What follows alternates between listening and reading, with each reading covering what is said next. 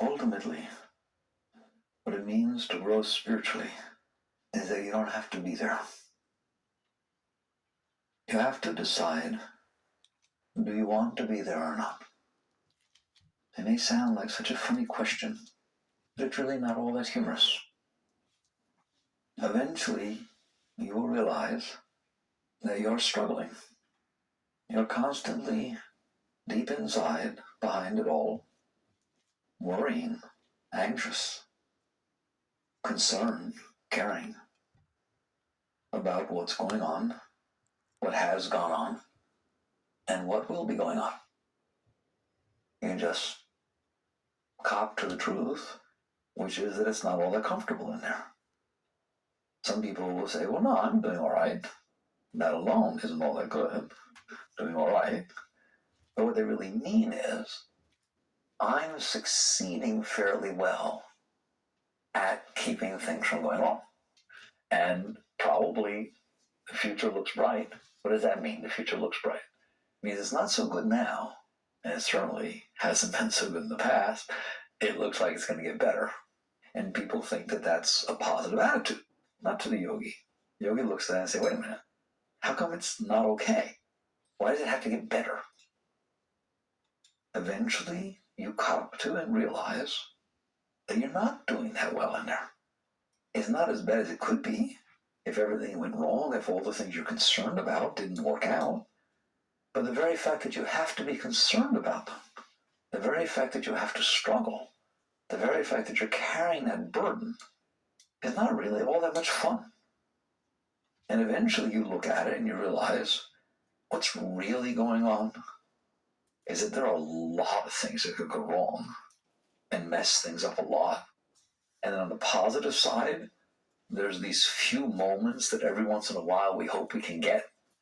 And the difference between how many highs we expect to get, how many peak experiences, how many of these really just moments, they're just moments. How many really high peak wonderful experiences do people have in a year? And how long do they last? Versus how much do they worry about what could go wrong? The difference is this. If your peak experiences have not happened yet, it's not like you're feeling joyous about that. You know, before you have your baby and hold it, your first child, you worry a lot about whether it's going to be okay. You worry a lot about what can go wrong and so on. And then finally, the relief of having it worked out, and then you're sitting there holding it, and then you have this experience. And they grab it from you and just, what are they going to do with it? And is it okay? I'm going to examine it. It's like, it doesn't last all that long. And the same thing with your wedding day and with this and so on. It's like, they're very brief moments. The trouble with the negative stuff is, it's very important to look at. The truth is, if I looked at the moments that you actually had truly bad, negative things happening to you, there aren't that many more of those than there are the positive ones. It's really not. You know, you don't get into death-defying situations all the time, and somebody you love more than your whole life doesn't die every day. Your house doesn't burn down, and you don't get mugged, and they don't steal your car. I mean, it happens once in a while, but in comparison to how many minutes there are in your life, it's very brief. But that's not what matters. What matters is you worry about it all the time. The fact that all these things could go wrong weigh you down. Why don't we do that about the positive things? If it's true that in the yin-yang situation, if you looked at it all, that the moments of actual experience of joy and the moments of actual experience of negative are about the same, the actual experience, right, of pain. Like a child's going to go get a shot. Now, the child carries on for weeks before going to get the shot. The child carries on for weeks after having gotten the shot. I never want one again. How could you do this to me? It's terrible. It hurts so bad, etc., etc. The actual time of pain lasts how long? 10 seconds? It's like literally, the actual experience of pain is very, very brief, isn't it? So if you really balance those out of the actual experience of pain and the actual experience of joy, I don't know, maybe they balance out, maybe they're very close. But that doesn't matter. Because the truth of the matter is, our mental anguish of concern and worry about having to go through the negative experiences that they might have and they could take place is constant. It's there all the time. And it's happening to you all the time. It sits behind your every thought. You are always concerned about what could go wrong. And you think about it regularly. And you think about what you're going to do if it doesn't. You think about how to make it. How much time did the child for 2 weeks worry about how to make it not happen and get the shot? How many times afterwards did he worry about how to try to make it not happen again? Why not just accept the 1 minute and then not have to worry about the 4 weeks? That's what it means to grow spiritually. That is really the difference between playing around with spiritual things, reading books, talking, and having nice things, versus actually going through the transformation that it takes to grow spiritually. So you look at this and you realize that somehow there's a tremendous imbalance. But the imbalance is not God's fault. It's not literally the imbalance of the actual negative experience versus the actual positive. For poetic purposes, we'll make believe they're the same. It is something you are doing with your mind. You don't do it with the positive experiences. It is not true that if I go in there and inspect the back of your mind, that at all times there's this ecstasy and joy and excitement going on about what might go right. I know we like to think we're positive, but be honest with me, this is your one chance in a million. If that's what's going on while you're driving down the street, is that what's going on while you're taking a shower? Is that what's going on when you're trying to read and you drift off? Is that what's taking place? You just can't stop thinking about all these absolutely wonderful things that are going to happen that make you happy all the time, and so you're just happy all the time anyways at the thought of what might happen that would make you happy. No, it's not what happens. That's where the imbalance is. But if I asked you honestly during all those magic moments I was just talking about, your personal moments, that if you drop back in there, are you worrying about something? The answer is yes. Are you worrying about 2 things? Yes. 3 things? Yes. How many are you worrying about? As many as can fit in at once, and when I'm not worrying about those, another one's popping in, okay? But what happens if you solve this thing you're worrying about? You're afraid Brian didn't call him. I mean, where is he? He calls and he says, I'm fine. I was just a little late. Okay, good. Now we're through worrying? No, the next one comes. How long is it? It's instantaneous. It sits on deck. It's like a stack. We build stacks, all right? And then things pop off the stack. And you've got all these things to worry about on the stack, and just whichever one's the biggest at a given moment is what's popped off. And the moment there's any room for anybody else, it just pops in immediately. Yes or no? That's suffering. Isn't it amazing?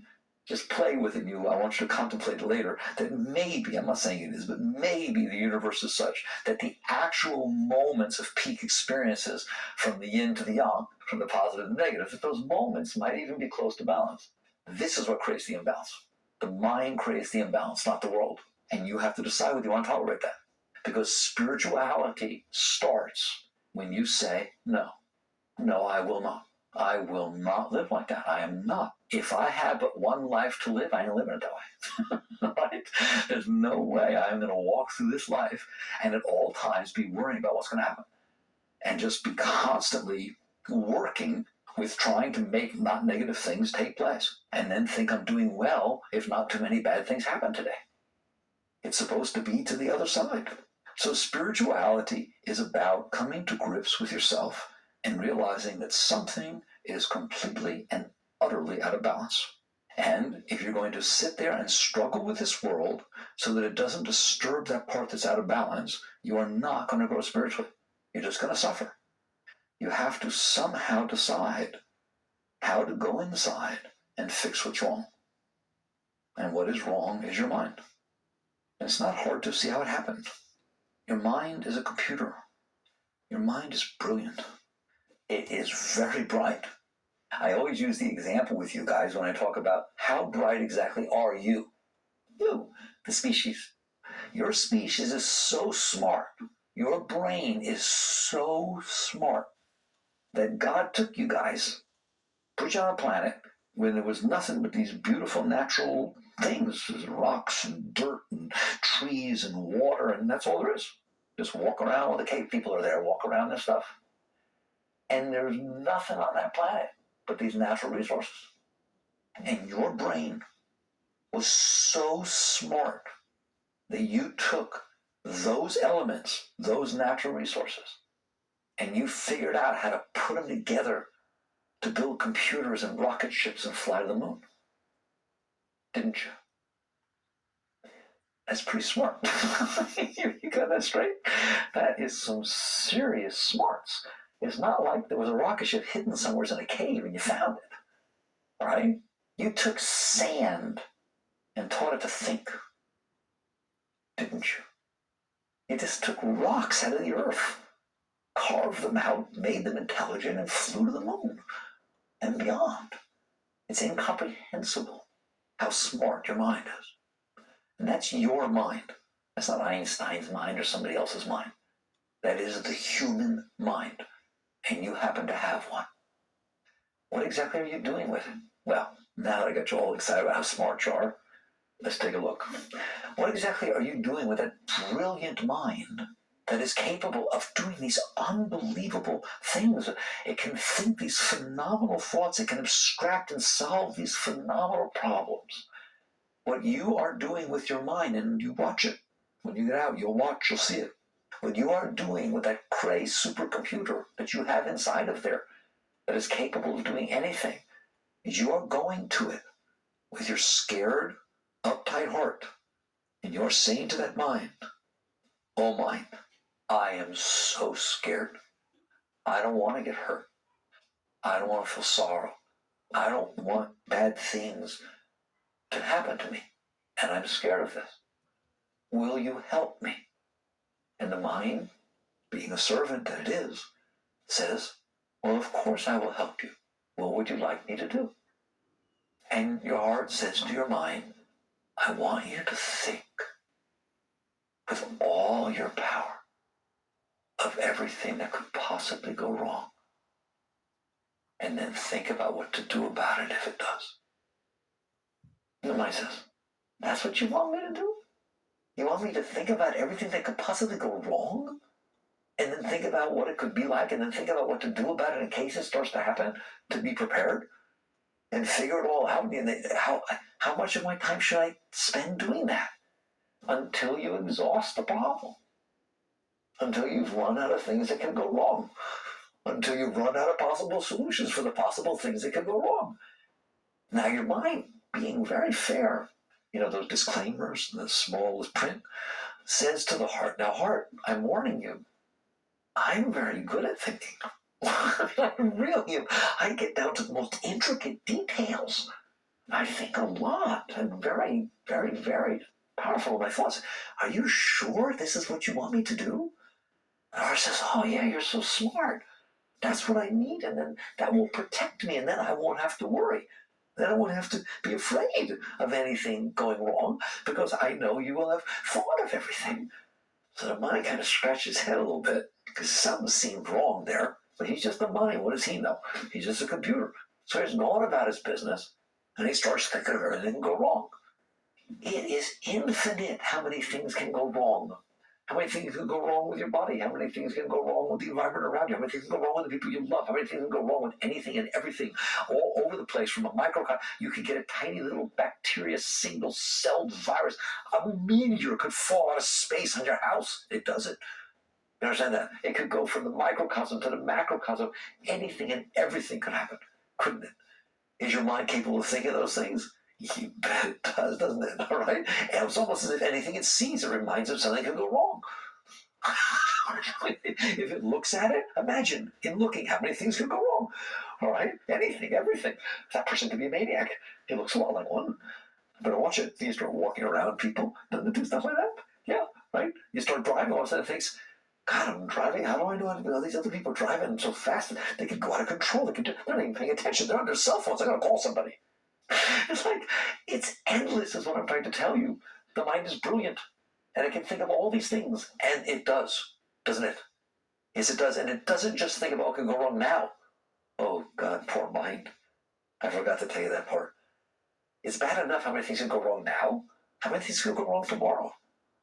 What about next year? It's infinite in time and space. How many things can go wrong? And because the mind was given that job, and because the mind is so brilliant, it does a heck of a job with it, doesn't it? The problem is the heart was very stupid to go to the mind like that. Because what's happening now is that the mind is thinking of all these things that go wrong. How does it make your heart feel? When he thinks of one, it makes your heart feel, oh, good, he's thinking of it. No! Your heart says, it makes it feel like it's happening, right? You get up a rattlesnake. Oh, a rattlesnake, I'm not even going outside ever again. It's like anything, everything. And whatever the mind thinks about, the heart gets more uptight, doesn't it? And because it gets more uptight, it goes back to the mind, oh, mind, please help. Oh, my goodness, you're doing so good. No. This is not good.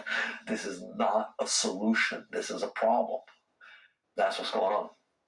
If you want to grow spiritually, you got to go deeper than that.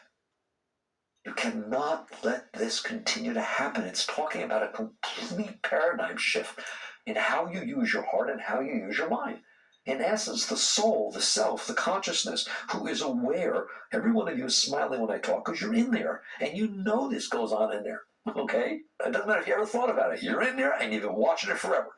How long have you known that that's going on in there? That the mind's in there thinking about everything it possibly can, then go wrong, and trying to figure out what to do about it. The heart's scared to death while it thinks about it. Right? And then it thinks more to try to solve. You're trying to solve the heart's problem with the mind. You know that, don't you? Even if it's the first time we ever talked about it in your life, you've known it always, haven't you? Because you're in there. You are the consciousness, the awareness, the self, who is watching what's going on in there. What spirituality means is that you get your act together. You're the boss. You get in there and you take a look at what's going on between the heart, the mind, the body, and the world. You look at that interaction and you decide this is not going to work. The kids aren't playing well together. The world goes about its business. That's what it does, doesn't it? Right? And every time it goes about its business, it hits something that the mind thought about might go wrong. Because the mind's been busy thinking for a long time. It's almost like everything that can happen in the stimulus from the outside world reminds your mind of something it heard about or thought about could go wrong. And so now you have the whole world stimulating your mind, and even when it's not happening, your mind's thinking it up anyways. And so you just wake up. You wake up and you realize this is not good, this is not going to work. And what you've been doing about it is trying to make the world not do the things that make you feel scared. There's not a chance in the world you're going to control the world. And then you try to think more because you think you're going to solve it through thinking. There was a Sufi saint, his name was Sufi Sam. He had the most beautiful saying. He said, you can get more stinking from thinking than you can from drinking. That's what's going on in there. You drive yourself completely nuts. To grow spiritually means you wake up, you look at this process, you realize there's no way in the world I'm going to control the world so it doesn't stimulate my thoughts, so it doesn't freak me out. There's not a chance in the world, and there's no way I'm going to think my way out of this. You are not going to think your way out of it. Thinking makes it worse, not better. That's all. And so you wake up and you realize, I have to stop this destructive pattern that I have. And your destructive pattern is, there is something wrong with your heart. It's scared. It has gone to the mind, who's brilliant, and asked it to figure out every possible thing that can go wrong and how to solve it. The mind then looks outside and reads into everything that's going on, what should or shouldn't go on based on what it decided could go wrong. And then you just drive yourself crazy. And so you decide to stop that. And that's what spiritual growth means.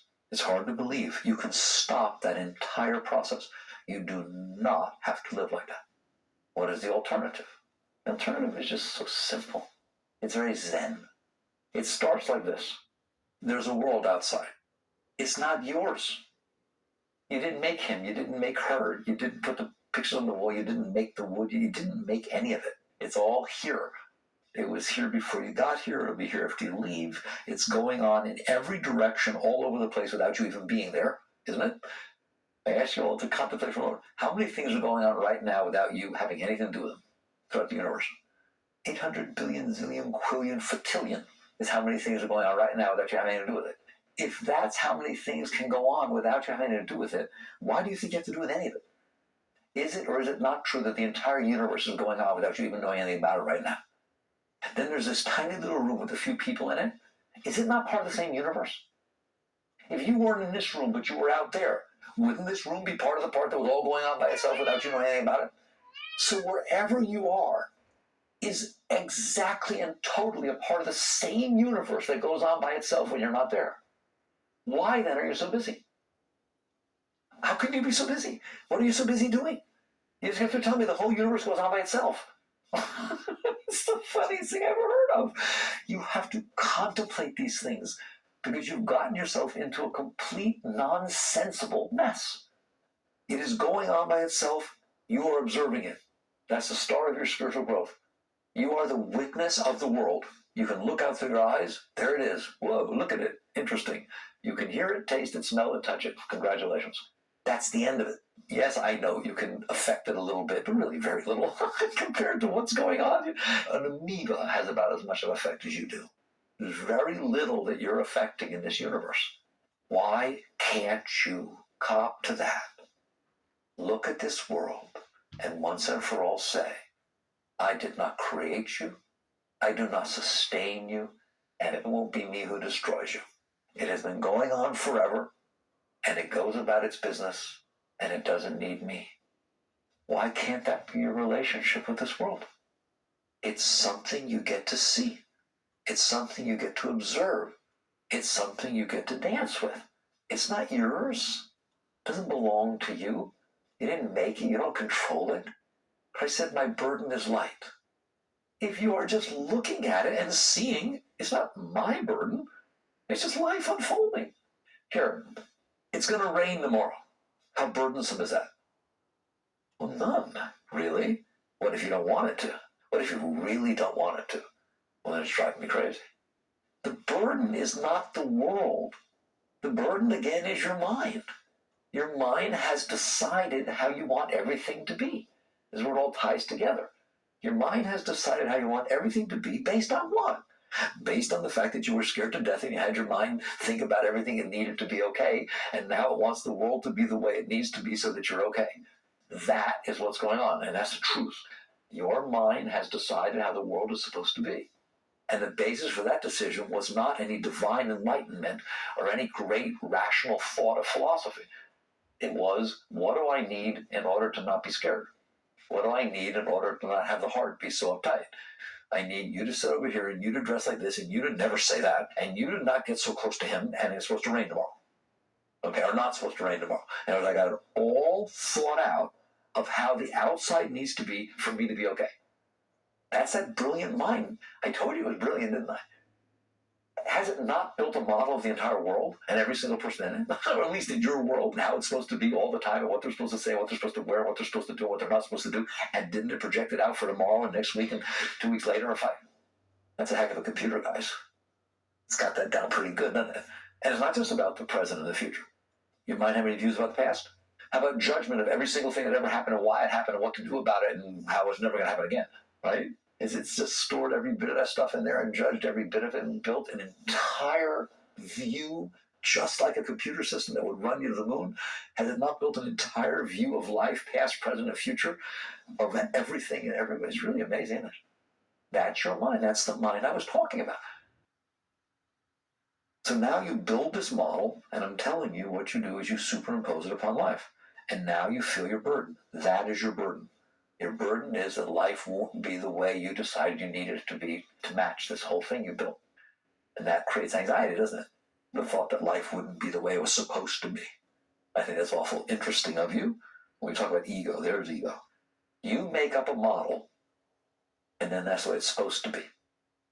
There's a whole life here that always existed. That's rather irrelevant, isn't it? It goes on forever everywhere. Well, I don't care about that. I only care about the part I'm looking at. So you got to think about the part you're looking at, the part close to you, about how it's supposed to be all the time and everything. And it's right. And if anything happens that doesn't match what you built, then it's wrong, isn't it? It's being done wrong. That person's wrong. They shouldn't have said that, should they? There, that's the definition of ego. Ego is not about somebody who's huffy-puffy and thinks highly of themselves. That don't mean nothing. Ego means egocentric.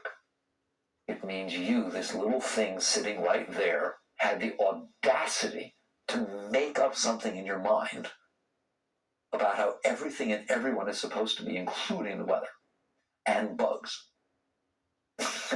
Right? You know what bugs are supposed to be where they're not. You know what they're supposed to look like and what they're not supposed to look like. Yeah, well, you just got it down. You got the whole thing down. You had the audacity to just make up your own universe, didn't you? Come on, let's admit it. We made up our own universe. And then you literally think you're right. To where if reality unfolds, you look at reality and say, you're wrong. You should have done that. Right.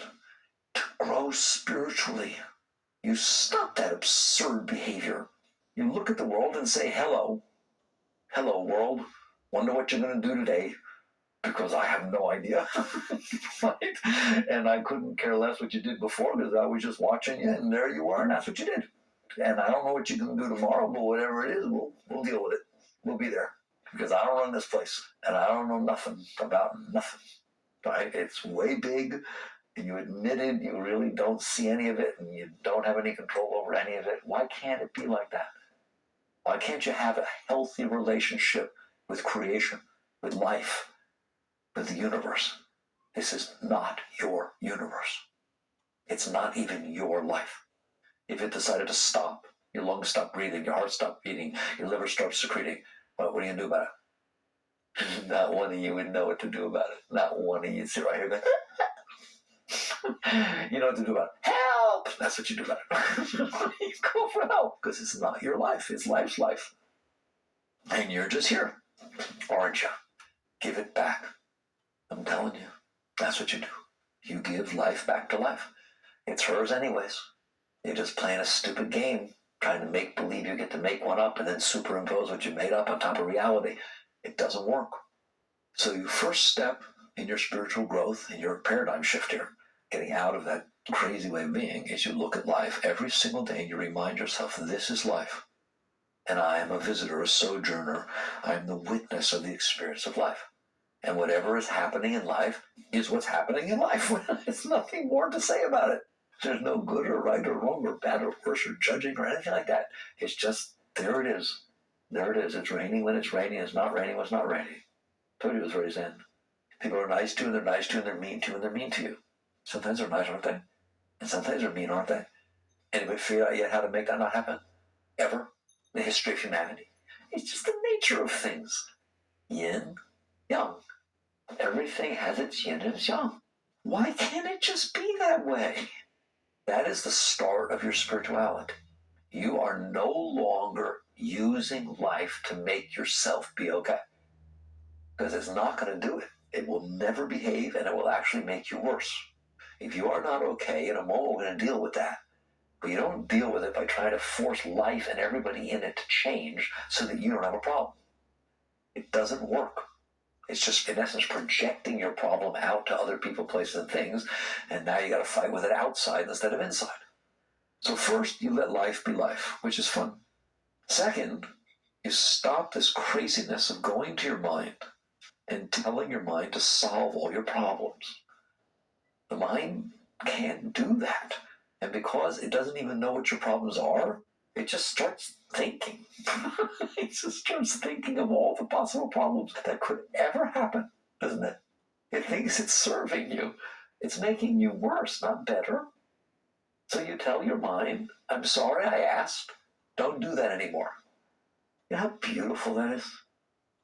I guarantee if you ever actually sat down and had that conversation with your mind, you would feel like this tremendous release inside of you.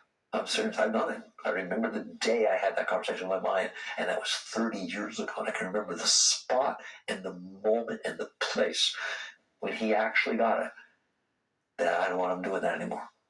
It was sort of like, £1 billion got taken off of the whole system. You are to go to that mind and tell it, I don't want you doing that anymore. You don't have to do that anymore. It's not your job anymore to think of every single thing that could possibly go wrong and figure out what to do about it. I would rather get the shot when it's time for the shot than worry about it 2 weeks in advance and 2 weeks after. I will take the risk that life is going to have times of great joy and times of sorrow. All right? And I don't mind that. I will appreciate the times of joy, and I'll appreciate the times of sorrow. I would rather live that way than worry all the time, than every single moment of my life have to be uptight, worrying, anxious about the fact that it might be time for sorrow. But Mickey, why'd you have to say there would be times for sorrow? I could handle that there would be times for joy, but I don't want there to be times for sorrow. Now I have to worry about the fact that even he said there would be times for sorrow. Oh my God. You can handle a little sorrow? Just happens once in a while. I remember we started in the beginning. How many times of just great ecstatic joy are there actually? And how many times actually, do you lose an arm or something happens? It's just not that often, okay? It's like maybe you're worried about going to war and dying in war. Maybe you're worried about your husband going to war and dying in war, right? Maybe you're not even married yet. Maybe there's not a war going on. Maybe he's not even drafted. Maybe he's older. I don't know. Why are you thinking about it? That's what I can tell you, right? It's like that's a stupid thing to do with your mind. And you're going to find out that you may not be the kind of person that ends up with a husband that goes to war. And therefore you wasted all your time thinking about that. And the fact that he might have a heart attack if he doesn't go to war. And the fact that how many other things can happen. I already told you. They're infinite. And so you decide, I'm not doing it. I would rather just experience life real than worry about it, than think about it, than do all that. I'm willing to take the risk. That's what it is. It's a risk. It's a gamble. That I am better off experiencing the reality of life than I am playing this stupid game I've been playing, which is attempting to protect myself from the reality of life. That's what you're doing, isn't it? Isn't that what the mind's doing? Attempting to stay a step ahead of it, to think it all out, to think everything wrong, to protect yourself. But in the name of protecting yourself, you're making yourself sick all the time. You're making yourself worry all the time. Every possible thing that could possibly go wrong you're thinking about, even though it would never happen. So it's very interesting. Something really worth contemplating. It's really worth looking at and thinking about. And so first you say to life, go about your business. Then you say to your mind, oh mind. Don't yell at it. It's not its fault. You're the one who asked it to do this. Oh mind. You don't have to do this anymore. You don't have to do it anymore. We transcended your job. You're out. We're just going to experience life and see what that's like, instead of worrying about experiencing it. It'll take a while for your mind to get out of the vibe, the habit of always worrying, of always thinking it's supposed to think about it. But if you do work with this, you will get out. And what you will see is what those before you saw, which is not even close. The anguish and suffering that you are causing yourself on a constant basis is 700 million times beyond any suffering you will feel by letting life be life. It can't not be, right? Because you're doing it every minute. There's no way that every minute stuff's going wrong, right? But the potential for stuff to go wrong is every minute. That I got straight. But the fact that it's actually causing all this trouble. You ever see people drive? Well, why are you driving like that? Somebody could somebody could do this. Yeah, I know. The car could break down. I know. Somebody could hit me. I know. What am I to drive? Somebody else is driving, enjoying, tops down, and having a fun old time, talking, driving a car. What a difference. What an amazing difference. You want to know who gets the accident? Describe. Because they're so uptight. They don't get out of the road when they turn and do anything. What are you doing? That's what I'm talking about. What kind of driver through life are you? Because if you are sitting there worrying about every possible thing that can happen, you are one uptight person. And it's going to show up. It shows up in your body, it shows up in your mind, it shows up in your heart, it shows up in your world, it shows up everywhere. You're just uptight. Can you get yourself good and uptight? Whoa, I told you how brilliant your mind is. Why would you take something that brilliant and tell it to do something that stupid? It's crazy. And so you relieve it of its duties. And I say it's a habit, but over time, just keep letting it go. Just don't buy into it, and it will stop. Now, you'll be left in a very holy place. You'll be left where you should have been to start with. You'll be left with the problems of your heart. Remember, you went to the mind to try to solve the problems of your heart. Your mind went to the world to try and manipulate and control it so the heart doesn't have any trouble. Now you left the world alone. Now you left the mind alone. Guess what you're going to be left with? You're going to be left with the human heart, and there's nothing wrong with that. And what you're going to see is that the human heart is very scared. It's very sensitive and it's very scared. But that isn't truly its true state. And if you're willing to sit with it and tolerate. Ultimately, and this is really the essence of all the teachings, no matter what we talk about, no matter where you go or what you do, when it is said and done, if you want to transcend yourself, you must be willing to sit comfortably with the anguish, the fear of your heart. Because if you're not willing to sit comfortably with it, you're going to do something about it. And the only place you can go is the mind. You'll go to the mind and say, what should I do about it? Right? And there you go again. You went the wrong way. If you cannot sit with the pain and the disturbance of your heart, and you know what I mean, then you're going to want to do something about it. And what can you do? There's no place to go. You go to the mind. And you say, mind, what should I do about it? And guess what the mind knows about? The only thing the mind knows about is what it was programmed with. It was programmed with the world. All day, all the world pours into the senses, doesn't it? And the mind picks it all up. So if you're not okay sitting with the heart, then what you do is you go to the mind and say, what should I do about it? And guess what the mind's going to say?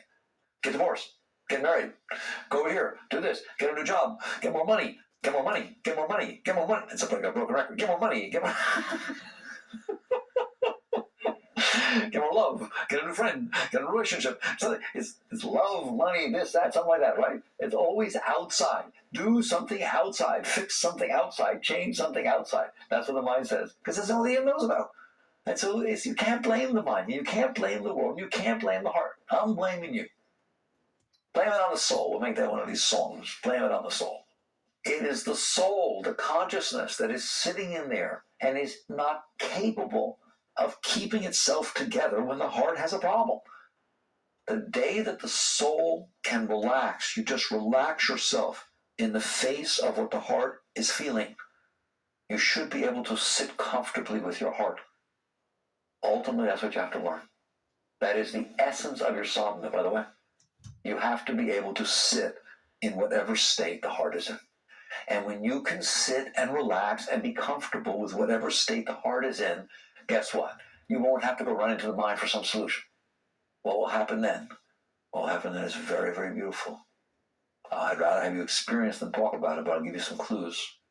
What will happen then is all of a sudden you'll be there instead of not being there.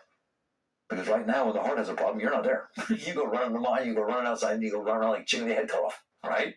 When the heart can have a problem, and you know what I mean, I'll have to discuss that. And by the way, it can have two kinds of problems. Don't think that I mean by problem jealousy or fear and insecurity, right? You could fall madly in love when you don't want to be. You could decide that you really like something, you're drawn toward it tremendously, and you can't get it. And the heart can cause problems positive and negative, right? It can be for something or against something, and you're in trouble, aren't you? All right? That heart is a very interesting thing. Can you sit comfortably inside, relaxed, calm, conscious, while the heart runs its gamut? The day you can is the day you will find that something happens that is very different than anything you ever imagined. Instead of getting all involved in the heart and then going out to the mind and going out to the world, when you can just sit there and the heart does its thing and you don't react, you just relax, you will start to get pulled in naturally, all by itself. You don't do it. You'll start feeling it because you didn't get involved in it. You're drifting back behind it. A force will start to pull you back inside. And you'll start to feel some strength inside that you didn't know was there before. Not the strength of solving the heart's problems. Not the strength of hope that maybe you'll be able to. Those things are too down there. It's just an inner strength from behind you that starts to pull you into it and starts to sustain you. And what you realize is that because you no longer have to tend to the heart, you get to know yourself. Right now you can't know yourself because you have lost yourself in the problems of your heart, which then led you to the mind, which then lost you in the world. When you do not have to tend to the heart, not because the heart is okay, but you're okay with the heart. That's the only okay that's going to exist. The human heart is like a rainbow. It runs the whole gamut of colors, doesn't it? You've been in there, right? It can do anything. So what? Learn to be comfortable with whatever the heart is doing, and you will no longer have to babysit the darn thing every single second of your life, and then go try to find all these solutions. When you no longer have to be there to tend to the heart, it releases you. And guess where you go? You go back to yourself. Since you are yourself, you pull back to yourself. You cease to be the keeper of the human heart. When you are no longer the keeper of the human heart, you be the self. That is the self. That's what's meant by the self. You drift back to the consciousness itself, to your being. And as you pull back into the consciousness, you're pulling back into spirit. You're pulling back into the essence of your being, and that's your entire spiritual journey, is the journey back up from inside. But you cannot go there when you are preoccupied with the human heart. So first, you let the world be. Second, you unburden the mind by telling it, and you have to tell it numerous times, like 700 million a day, that it's no longer its job to think every single thing that could possibly go wrong. I want to see now they talked about how often you catch it doing that. Thinking about what can go wrong and what to do about it, right? Not your job. Remember, you were fired. Okay? And just let it go. And then you will face your heart. I talked about it because I want you to face your heart. I want you to be comfortable facing your heart. Is there pain in your heart? Answer me, is there pain in your heart? Of course there's pain in your heart. You know there's pain in your heart, don't you? You've been running away from it your whole life, haven't you? You don't have to run away from the pain in your heart. No longer you have to run away from that shot. The kid shouldn't have run away from that shot, should he? You just should have not thought about it, take a stupid shot, and then not think about it again. It's another year for you. It's another 20 seconds of a shot. You should not have a problem with the pain in your heart. Just relax. Be comfortable with it. This is the heart, has pain. Good. So, heart also has joy, doesn't it? Great joy, great pain. So what? Yin yang. That's your work. I can't take you any closer. You're afraid of your heart. Who will admit that? You're afraid of what your heart can feel. You're afraid of the pain. You're afraid of what's in your heart. Some people are even afraid of the positive, aren't they? They're afraid to fall in love. They're afraid to expose themselves. They're afraid. You have to stop being afraid of your heart. As long as you're afraid of your heart, you're going to do the whole process I've been talking about all night. You can go to your mind, get lost in your mind, you can get lost in the world, and you can have a lot of trouble. It's like, maybe you won't do it until you realize that it hurts more to do what you're doing than it does to just be there with it. Because it'll only hurt it once in a while, and you're making yourself hurt every second. And you can't even live your life. You can't even enjoy your life. So once you decide that that's what you want to do, then just do it. The heart will go through its changes. Work with it there. And someday you'll ask me, well, what do I do about the heart? The answer is nothing. You do nothing about the heart.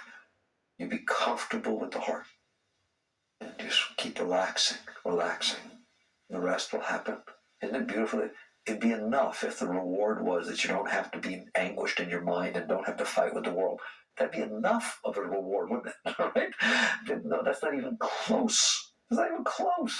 Not only do you not have to do all of that, and then you get comfortable with your heart. Now I got nothing to worry about because I can handle the worst thing the world can do is hurt your heart. How do you like that?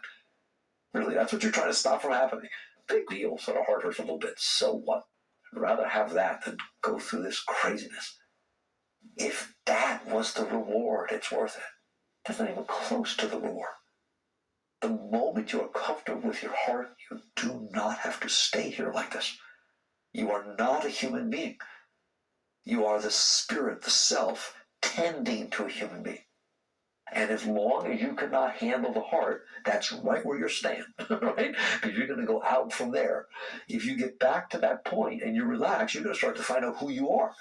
You who's been taking care of the heart. You who went to the mind and hired it. You who looks out through these eyes to figure out what to do about it. Which is what you do, don't you? Right? And so when you get back there, you'll start to pull back into the self. And that's when real spirituality starts. You'll start to feel all the strength, all the spirit, all the Shakti pulling you back into it. And ultimately, you merge back into a force that is beyond your comprehension. And this becomes your whole inner journey. You become a spiritual being instead of a human being. That's what it means to grow spiritually.